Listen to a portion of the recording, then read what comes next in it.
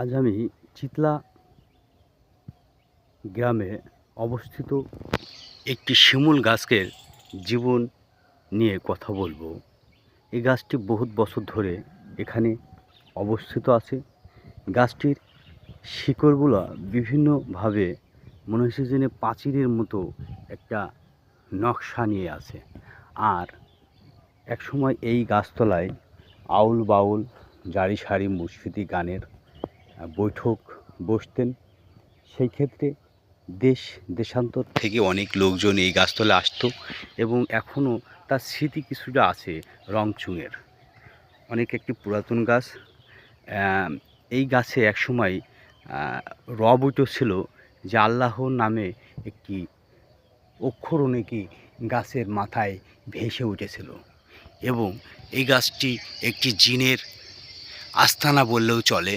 তাই আউল বাউল সাধুরা এই গাছতলায় এসে বৈঠক করে এবং আস্তানা করে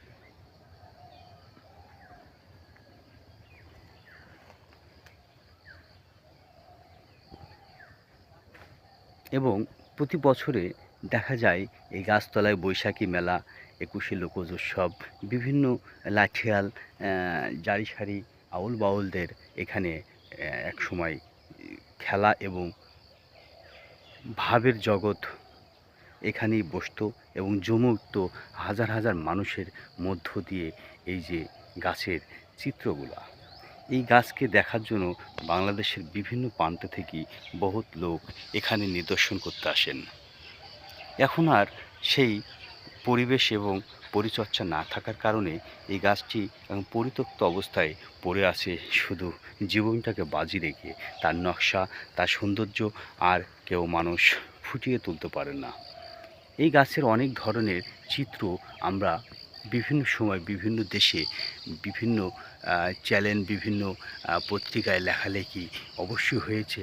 তাই এই গাছটি আমাদের চিতলা গ্রামের একটি প্রাণকেন্দ্র এবং বৃহত্তম একটি মেরুদণ্ড হিসাবে কাজ করে।